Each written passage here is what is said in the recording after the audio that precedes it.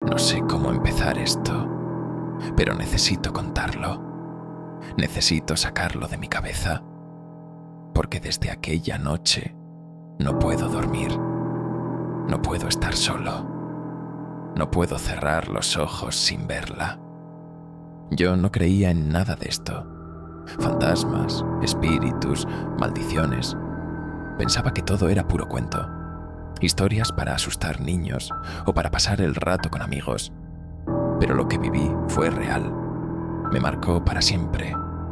Y si estás escuchando esto, por favor, no hagas lo mismo que yo.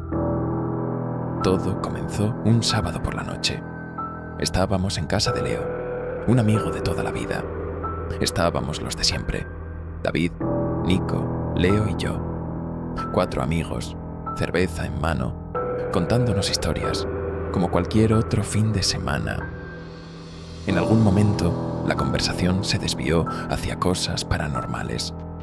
Empezamos a hablar de lugares malditos, de historias que alguien escuchó por ahí. Ya sabes, lo típico. Y fue ahí cuando Leo dijo algo que cambió todo. Dijo que había un cementerio en las afueras del pueblo, el cementerio de San Pablo, donde pasaban cosas raras, que nadie quería pasar por ahí de noche, que algunos aseguraban haber visto a una mujer de blanco caminando entre las tumbas, que había una tumba, una en particular, que siempre estaba mojada, aunque no lloviera, siempre húmeda, y que si ponías la mano sobre ella, podías sentir el otro lado, podías hacer contacto. Yo me reí. Pensé que era otra historia para asustar, pero luego miré a Leo y no estaba bromeando. Mi abuela me lo dijo, nos dijo.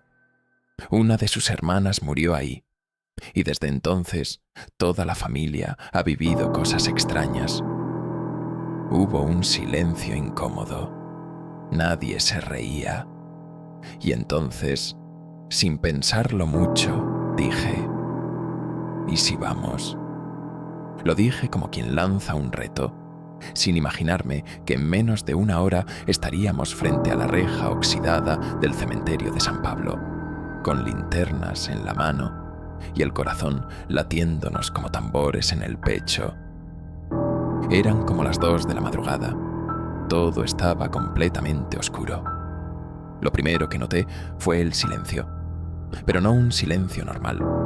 Era un silencio raro, pesado, como si el mundo hubiera dejado de respirar. Ni un solo sonido, ni grillos, ni viento, ni nada. Saltamos la reja y en cuanto pusimos un pie dentro, sentí que algo estaba mal, muy mal.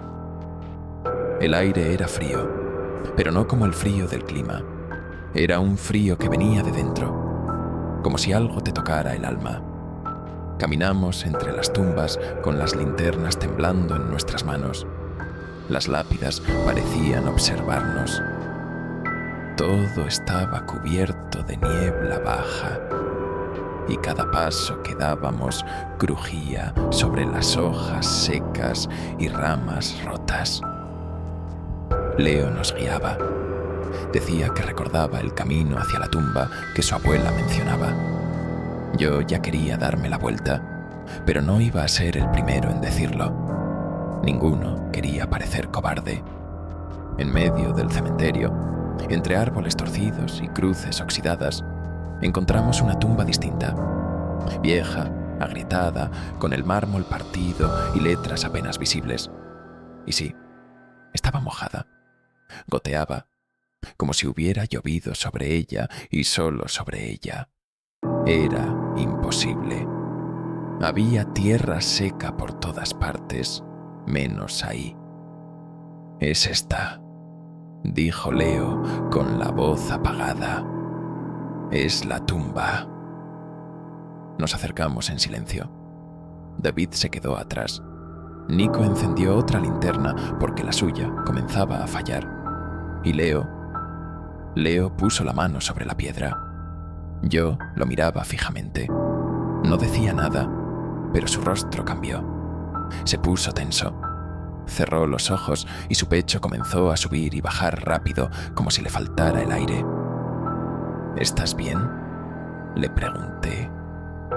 No respondió. Y entonces gritó. Un grito seco, de terror puro. Se echó para atrás, como si lo hubieran empujado. Cayó al suelo y comenzó a llorar. A llorar, sí, como un niño. Me tocó. Alguien me agarró. No estaba solo. Hay alguien ahí abajo. Ahí fue cuando todo se volvió un caos. Las luces comenzaron a parpadear. La linterna de Nico explotó en chispas. Se escuchó un lamento largo, profundo, que venía de debajo de la tierra. No era imaginación, no era un animal, era una voz humana, llorando. Corrimos, como locos, tropezando con lápidas, cayendo al suelo, empujándonos. Saltamos la reja de vuelta y no paramos hasta llegar al auto. Nadie hablaba, nadie quería mirar atrás. Pensamos que ahí había terminado todo, pero número. Eso fue solo el principio. Esa noche, cuando llegué a mi casa, algo no estaba bien. Todo se sentía raro. Cerré la puerta con llave, bajé las persianas, intenté convencerme de que todo había sido sugestión. Me duché, me acosté y traté de dormir. Y entonces lo escuché. Pasos, lentos, arrastrados, dentro de mi casa. Abrí los ojos y todo estaba oscuro. Pensé que estaba soñando, hasta que vi la silueta. Una figura, alta, negra, parada en el marco de la puerta de mi cuarto. No se movía, no decía nada, solo estaba ahí, observándome, y sus ojos eran rojos, como brasas encendidas. No podía moverme, no podía gritar. Sentía como si algo me estuviera apretando el pecho. Me cubrí con la sábana, con lágrimas corriéndome por la cara. Cuando logré quedarme dormido, si es que eso fue dormir, amanecí con la puerta abierta y en el suelo había huellas, húmedas, como si alguien hubiera entrado con los pies mojados, pero no había huellas de salida. Ese mismo día llamé a los chicos. Leo no contestaba. Fui a su casa. Su madre estaba llorando. Me dijo que Leo estaba internado, que lo habían encontrado en su cuarto gritando sin parar, diciendo que la mujer del cementerio lo estaba esperando, que la veía en las esquinas, en los reflejos, en la ventana de su cuarto. Nico me llamó más tarde. Me dijo que llevaba 2 noches soñando con ataúdes, que en su sueño él estaba dentro de uno y alguien lo cerraba desde afuera mientras se reía con una voz femenina. David dijo que cuando se lavaba la cara en el baño, al levantar la mirada al espejo, había otra cara reflejada, una que no era la suya. Desde entonces, ninguno de nosotros volvió a ser el mismo. Yo aún la veo, en las sombras, en los reflejos. A veces incluso despierto con el rostro empapado, como si hubiera estado bajo la lluvia. Pero dentro de mi casa, he buscado información sobre esa tumba. Nadie sabe a quién pertenece. El nombre está borrado.